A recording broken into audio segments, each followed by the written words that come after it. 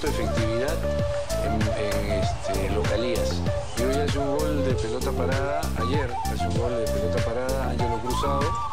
Partido parejo, le gana a un equipo que se está preparando para la Copa, pero mantiene una imbatibilidad allá que lo va a hacer fuerte.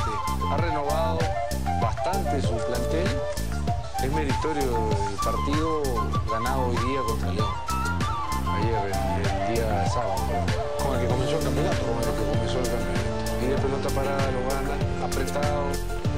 León mostrando los recambios que ha tenido en el plantel y que...